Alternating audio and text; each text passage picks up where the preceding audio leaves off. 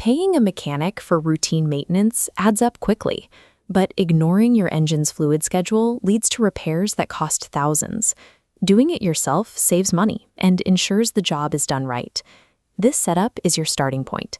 You need a flat concrete surface, the hood popped, the front end elevated, a drain pan ready to catch the old fluid, and something to lie on so you can slide underneath. Before you get under the car, gather your supplies. You need a socket wrench sized for your drain plug, an oil filter wrench, a fresh filter, a clean funnel, and the exact capacity and weight of synthetic oil specified by your owner's manual. Step 1 is positioning the vehicle.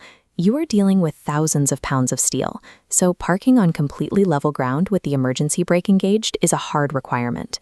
The mechanics of draining and filling take about 30 minutes, but strict adherence to these setup steps is what ensures you finish the job safely. To access the engine's underside, position a hydraulic floor jack directly under the reinforced pinch welds on the vehicle's frame and lift the front end. Looking at this diagram, you can see the problem with stopping here. The entire downward force of the vehicle is being held back by fluid pressure, sealed by a single rubber O-ring.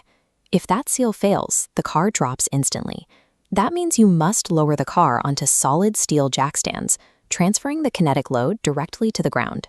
Never get under a car supported only by hydraulics. True safety requires a fail-proof mechanical lock. Now slide under the vehicle on your cardboard or creeper and locate the oil pan at the very bottom of the engine block. This cross-section shows exactly how the fluid will behave. When you first remove the plug, gravity and pressure force the oil out in an arc. You need to position your catch pan slightly forward to catch that initial burst, then pull it back as the flow slows to a vertical drip. Loosen the bolt with your socket wrench, then carefully back it out the rest of the way by hand. If the engine was running recently, the metal and the oil will be extremely hot, so keep your fingers clear of the stream. As the fluid empties into the pan, notice the color. Fresh oil is golden, but this will look dark and opaque, which indicates the heat cycles and carbon buildup have broken down its lubricating properties. Allowing the oil to drain completely flushes out the microscopic metal shavings suspended in the fluid that would otherwise act like liquid sandpaper against internal engine parts. With the pan empty, track up the engine block to find the cylindrical oil filter. Use your filter wrench to loosen the housing and keep your pan underneath. The filter traps residual fluid, which will spill out as soon as you break the seal. Before installing the replacement, dip your finger in fresh oil and run it along the new rubber gasket. This vital lubrication prevents the delicate rubber seal from bunching up or tearing due to friction when you twist it into place. Thread the new filter on carefully and tighten it strictly by hand. Using a metal wrench here will crush the housing and deform the gasket. A perfect flat rubber seal is exactly what keeps your engine from losing oil pressure while operating at thousands of RPMs. Wipe down the oil pan, slide a new crush washer onto your drain plug, and thread it back into the hole. Torque it down to factory spec so the bottom of the engine is completely sealed. You are done underneath the car. Slide out, pull the drain pan aside, and stand back up by the engine bay.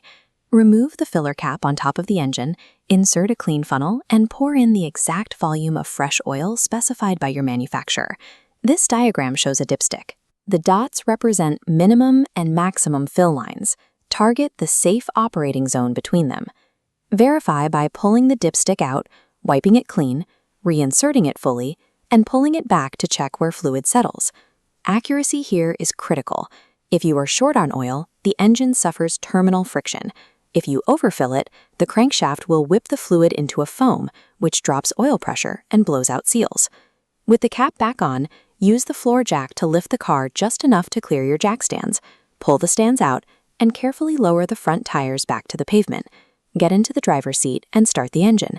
Keep your eyes immediately fixed on the dashboard cluster. You are looking for the red oil pressure warning light. It should illuminate for a second or two as the new filter fills up, and then turn off completely. Leave the car running, step outside, and look closely underneath the vehicle. Check the areas around the drain plug and the filter to ensure that there are absolutely no drips. If the ground is dry, the procedure is complete. You have successfully maintained your engine for the cost of parts alone. Now, pour the old fluid from your pan into sealable jugs and take it to an auto parts store for proper